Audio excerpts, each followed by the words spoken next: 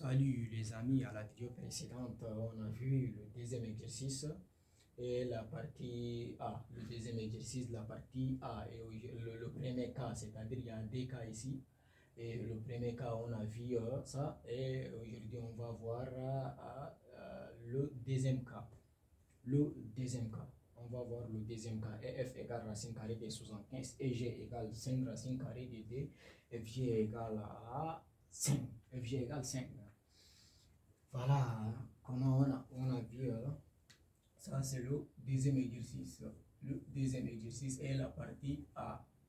Et aujourd'hui, maintenant, on va voir la partie B. C'est bon? On va voir la partie B. Comment faire ça? Comme on va faire comme ce qu'on a vu pour le premier cas. On regarde la plus grande distance. On regarde la plus grande distance ici. Quand on regarde bien, c'est celle-là qui est la plus grande. C'est celle-là qui est la plus grande. Après, en élevant au carré, nous aurons 75.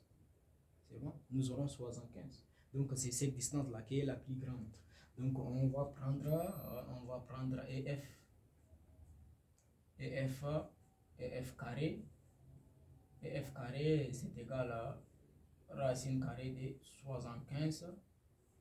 Racine carrée de 75 au carré. Comme au carré là, le carré affecte le radical va disparaître, ça reste l'élément 75. Ça, on a vu ça au chapitre, concernant le chapitre de la racine carrée. Maintenant, la plus grande distance, on a trouvé que c'est 75. Maintenant, on cherche maintenant les petites distances là. EG carré. EG carré. EG carré, c'est égal à 5 racine carrée de 2, le tout au carré. Voilà, comme ça.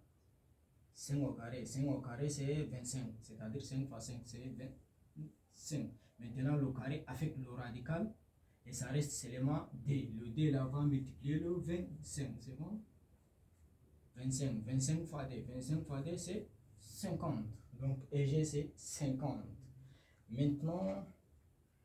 Maintenant, on cherche FG. FG carré. Hein? FG carré. FG carré. FG carré, c'est FG, c'est 5. FG carré, c'est 25. C'est-à-dire 5 au carré. 5 au carré, c'est 25. Maintenant, on va faire la somme de ces deux là.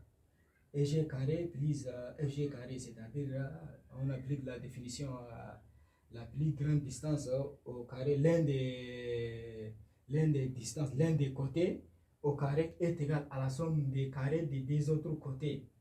C'est-à-dire dans ce cas, on dit que c'est triangle et rectangle et c'est ce qu'on essaie de le faire. Voilà, ici EG carré plus FG carré, c'est-à-dire 50 plus 25. 50 plus 25. 50 plus 25. Voilà, j'écris correctement. EG carré plus FG carré, c'est-à-dire 25 plus 50. 25 plus 50. 25 plus 50, c'est 75. 75, regardez. La plus grande distance au carré est égale à 75. Et maintenant, la somme des deux autres côtés au carré là, ça nous donne 75. 75. Donc, et F carré qui est égal à EG carré plus FG carré plus FG carré, c'est égal à 75. C'est bon, c'est égal à 75. C'est-à-dire, ça là, égale 75 égale 75. 75 égale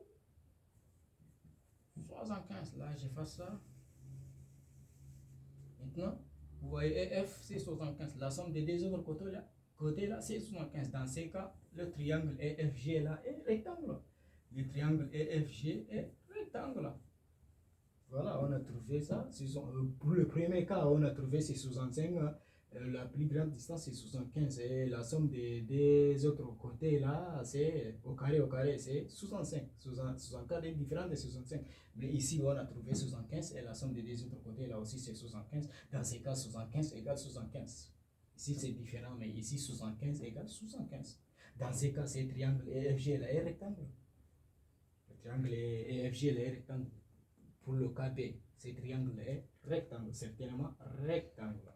Voilà comment on a utilisé la réciproque. Pour le premier exercice, c'est l'un des trois côtés là que l'exercice nous demande. Dans ces cas, on a utilisé la propriété.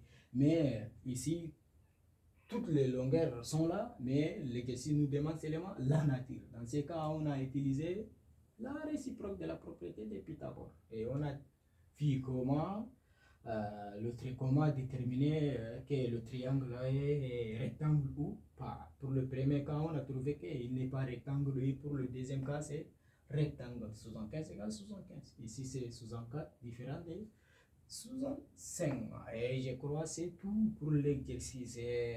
À la prochaine vidéo, on verra aussi d'autres exercices. Merci beaucoup.